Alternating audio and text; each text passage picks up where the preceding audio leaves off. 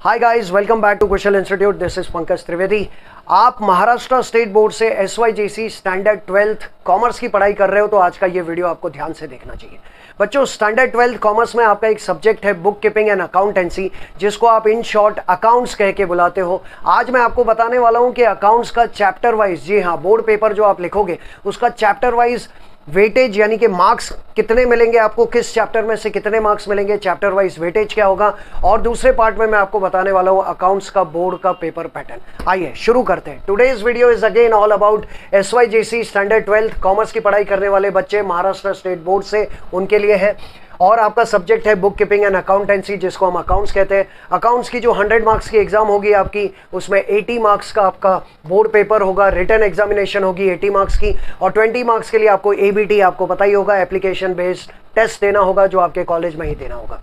तो इस तरह से 80 + 20 100 मार्क्स की जो एग्जाम होगी वो आपको साल भर में देनी है।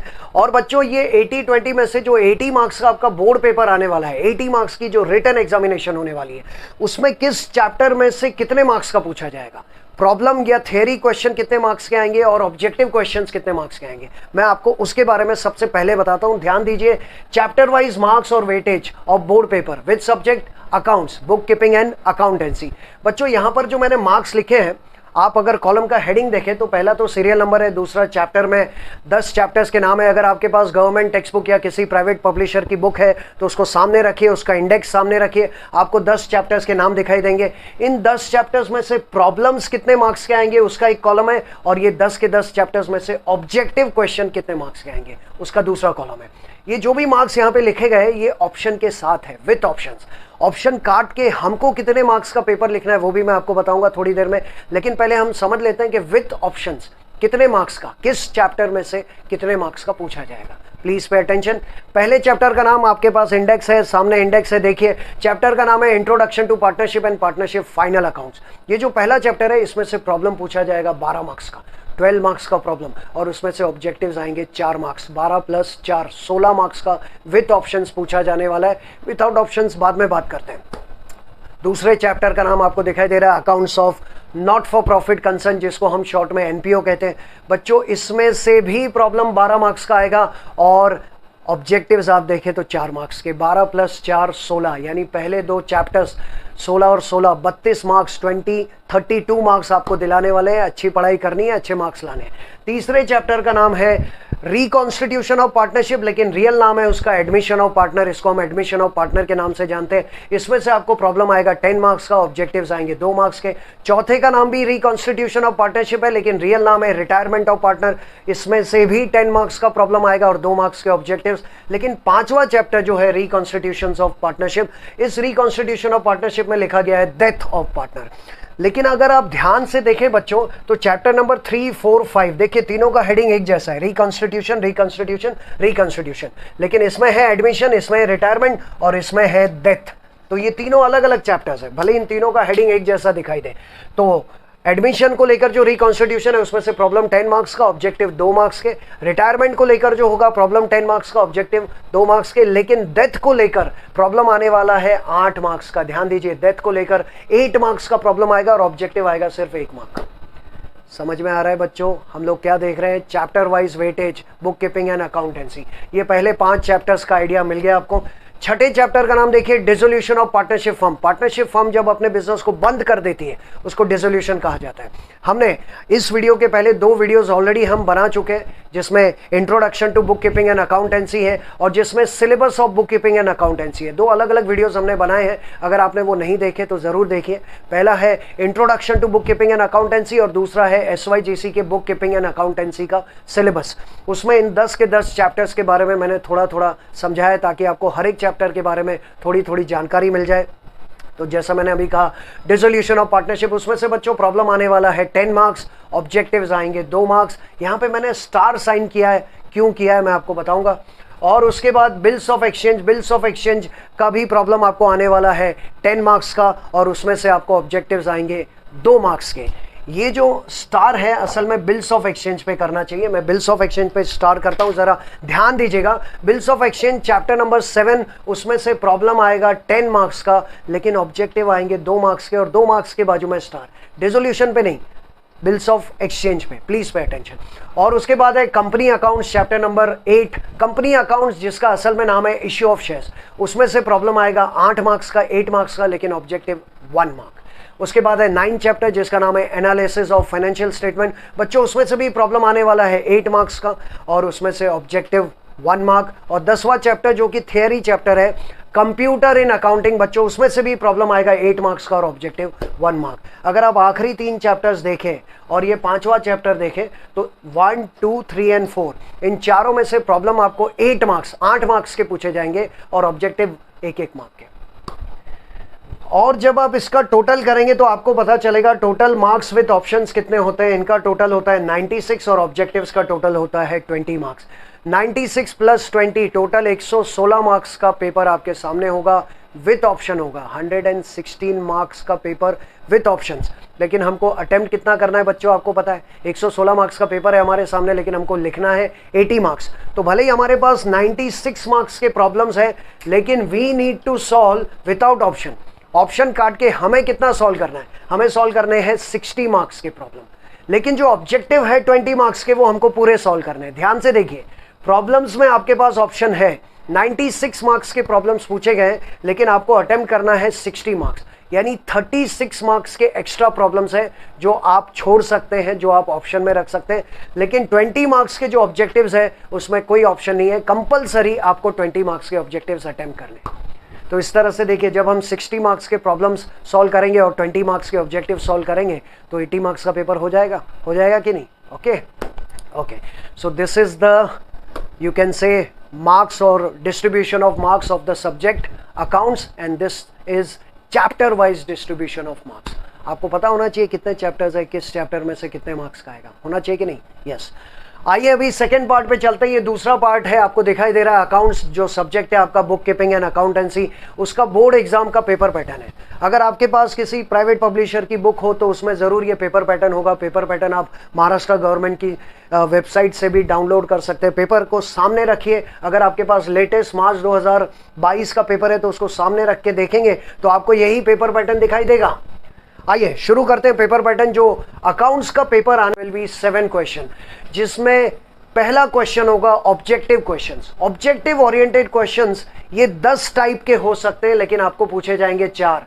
लेट मी रिमाइंड यू, ये 10 कैटेगरीज आपके सामने है, लेकिन ये 10 के 10 आपके पेपर में नहीं आने वाले। 10 में से आएंगे कोई भी 4, एनी 4 विल बी आस्क्ड, और ये चारों के मिला के आपको मिलने वाले हैं 20 मार्क्स, यानी एक ऑब्जेक्टिव क्वेश्चन होगा 5 मार्क्स का। 5 मार्क्स के 4 क्वेश्चंस आपको अटेम्प्ट करने हैं और 4 ही क्वेश्चंस दिए होंगे। अभी अभी मैंने आपको बताया कि ऑप्शन के साथ भी 20 मार्क्स है और ऑप्शन काट के भी 20 मार्क्स है, यानी ऑब्जेक्टिव में आपको कुछ एक्स्ट्रा नहीं पूछा जाएगा, जितना पूछा है सब लिखना पड़ेगा। 5 मार्क्स के 4 क्वेश्चंस होंगे, चारों को अटेम्प्ट कीजिए। लेकिन वो चारों क्वेश्चन जो 5 मार्क्स के होंगे उसमें इंडिविजुअल क्वेश्चन कितने मार्क्स का होगा ये जरूर आप लोग ध्यान से देखिएगा, सुनिएगा। So objective questions all together 20 marks and any 4 will be asked out of these 10। देखिए क्या हो सकता है। पहला हो सकता है select the correct option and rewrite। आपको ऑप्शंस दी होगी, करेक्ट ऑप्शन को सिलेक्ट करके पूरा सेंटेंस फिर से लिखिए, जो आंसर है उसको अंडरलाइन कीजिए। इसमें बच्चों 1-1 मार्क के 5 क्वेश्चंस पूछे जाएंगे, 1-1 मार्क के 5 क्वेश्चन। या फिर पूछा जा सकता है give 1 word, you have to answer in 1 word और टर्म और फ्रेज। इसमें भी आपको 1-1 मार्क के 5 क्वेश्चंस पूछे जा सकते हैं। लेकिन ये जो सी है इस पर जरा ध्यान दीजिए, ये है स्टेट ट्रू और फॉल्स विथ रीजंस। इसमें सिर्फ आपको 2 ही क्वेश्चंस पूछे जाएंगे। ध्यान से देखिए, ट्रू फॉल्स विथ रीजंस 2 ही क्वेश्चन 2.5 मार्क्स के। बाकी ऊपर क्या था, 1-1 मार्क के 5 क्वेश्चंस, लेकिन यहाँ पर 1-1 मार्क के 5 क्वेश्चंस नहीं है, सिर्फ 2 ही क्वेश्चंस है, क्योंकि आपको सिर्फ ट्रू और फॉल्स स्टेट नहीं करना, you also have to give the reasons. So there will be only 2 sub questions and each question will carry 2.5 marks. ध्यान दीजिएगा, स्टार साइन किया। उसके बाद आपको पूछा जा सकता है फाइंड दी ऑड वन। आपको 3-4 वर्ड्स दिए, 4 दिए होंगे, उसमें से कौन सा ऑड है ढूंढिए। ये भी बच्चों आपको 1-1 मार्क के 5 क्वेश्चंस पूछे जाएंगे। कंप्लीट द सेंटेंस में एक इनकम्प्लीट सेंटेंस होगा, आपको पूरा करना होगा। इसमें भी आपको 1-1 मार्क के 5 क्वेश्चंस पूछे जाएंगे, total 5 marks. Answer in 1 sentence, what is goodwill, what is balance sheet, what is trading account, what is NPO, इस what is revaluation account, what is realisation account, आप जो साल भर चैप्टर्स पढ़ेंगे उनमें से किसी भी चैप्टर को लेकर आंसर इन 1 सेंटेंस आपको सवाल पूछा जा सकता है। एक एक मार्क के 5 क्वेश्चंस, टोटल 5 मार्क्स। अग्री और डिसअग्री, स्टेट, आपको सिर्फ ये बताना है अग्री हो या नहीं हो, रीजंस नहीं देने। ये भी आपको एक एक मार्क के 5 क्वेश्चंस पूछे जाएंगे, जस्ट स्टेट अग्री और डिसअग्री। कैलकुलेट द फॉलोइंग, उसमें आपको कुछ कैलकुलेशन पूछे जा सकते हैं, जैसे इंटरेस्ट ऑन कैपिटल कैलकुलेट कीजिए, इंटरेस्ट ऑन ड्राइंग कैलकुलेट कीजिए, या फिर आपको कुछ रेशियोज कैलकुलेट करने को आ सकते हैं, जैसे कि गेन रेशियो क्या होता है, सेक्रीफाइस रेशियो क्या होता है, अलग अलग टाइप्स के रेशियोज आप सीखेंगे साल भर में। तो कैलकुलेशन से रिलेटेड एक एक मार्क के 5 क्वेश्चंस आ सकते हैं आपको। इसके अलावा यहाँ पे ध्यान दीजिएगा, ये जो स्टार है इस स्टार से कनेक्टेड है। वैसे मैंने आपसे कहा था कि chapter number 7 bills of exchange में से ऑब्जेक्टिव कितने मार्क्स का आएगा, 2, लेकिन कभी कभी आपका जैकपॉट लग गया तो इस चैप्टर में से ये 5 मार्क्स के तौर पे एक ऑब्जेक्टिव ओरिएंटेड क्वेश्चन भी आ सकता है। यानी यहाँ पे हमने भले ही लिखा है कि 2 मार्क्स के ऑब्जेक्टिव, मिनिमम 2 मार्क्स के ऑब्जेक्टिव क्वेश्चन तो आएंगे ही, लेकिन कभी कभी एक क्वेश्चन, सिर्फ एक ही क्वेश्चन 5 मार्क्स का आएगा। ये क्वेश्चन है स्पेसिमेन और format of bill of exchange. Specimen और format of bill of exchange का मतलब है बिल ऑफ एक्सचेंज कैसा दिखता है आप ड्रॉ कीजिए। आपको बिल ऑफ एक्सचेंज ड्रॉ करना पड़ेगा, उसका फॉर्मेट बना के, ड्रॉअर का नाम, ड्रॉई का नाम, पेई का नाम, एड्रेस, स्टैम्प, सिग्नेचर, वो सब उसको ड्रॉ करना पड़ेगा। जैसे एफआईजीसी में आपने सीखा चेक कैसा होता है, ड्राफ्ट कैसा होता है, पासबुक कैसी होती है, पेन स्लिप कैसी होती है, वैसे बिल्स ऑफ एक्सचेंज कैसे होते हैं। बिल ऑफ एक्सचेंज ड्रॉ कीजिए और उसमें ये सारे डिटेल्स रखिए। Only 1 question will be asked and it will carry 5 marks. ध्यान से देखिए, यहाँ पर आपके पास 5, यहाँ पे 2 क्वेश्चन है, 5, 5, 5, 5, 5, लेकिन यहाँ पर एक ही क्वेश्चन होगा 5 मार्क्स का, और वो आपको प्रोफॉर्मा फॉर्मेट ड्रॉ करना होगा। Specimen of bill of exchange, अगर ये specimen of bill of exchange नहीं पूछा तो 2 मार्क्स के ऑब्जेक्टिव्स तो आपको पूछे जाएंगे ही पक्का। तो ये थोड़ा फ्लेक्सिबल है, जो बदल सकता है पेपर में जो पूछा जाएगा उसके हिसाब से। कभी बिल्स ऑफ एक्सचेंज में से 2 मार्क्स के ऑब्जेक्टिव्स आ सकते हैं तो कभी पूरा 5 मार्क्स का एक प्रोफॉर्मा आ सकता है। आई होप आपको समझ में आ रहा है। और ये जे आपको दिखाई दे रहा है, कंप्लीट द फॉलोइंग टेबल। आपको एक टेबल दिया होगा जो कि इनकम्प्लीट होगा, आपको कहा जाएगा इस टेबल को कंप्लीट कीजिए। इसमें भी आपको एक एक मार्क के 5 क्वेश्चन। तो ध्यान से इन ऑब्जेक्टिव ओरिएंटेड क्वेश्चंस को दिमाग में बिठाइए और समझ जाइए कि एक एक मार्क के 5 क्वेश्चंस कहाँ पूछे जाएंगे। 2.5 मार्क्स के 2 क्वेश्चंस पूछे जाएंगे ट्रू फॉल्स में, और 5 मार्क का एक ही क्वेश्चन पूछा जाएगा बिल ऑफ एक्सचेंज में से, अगर फॉर्मेट पूछा गया तो। So this is question number 1, objective oriented question. There are 10 categories of questions, but out of these 10, only 4 will be asked, carrying 5 marks each. 5 into 4, total 20 marks. लेकिन internally 1 mark, 2.5 marks, या एक question 5 mark का हो सकता है। Question number 2, अगर आप board का पेपर देख रहे हैं, आपके सामने है, तो उसमें आप देखेंगे क्वेश्चन नंबर 2 में आपको कहा जाएगा सॉल्व एनी 1 प्रॉब्लम। आपको 2 प्रॉब्लम्स दिए होंगे, जिनमें से पहला प्रॉब्लम होगा एडमिशन ऑफ पार्टनर में से। एडमिशन ऑफ पार्टनर देखिए चैप्टर नंबर 3 है, मैंने लिखा है ब्रैकेट में, यानी पहला question chapter number 3 admission of partner में से आएगा 10 मार्क्स का।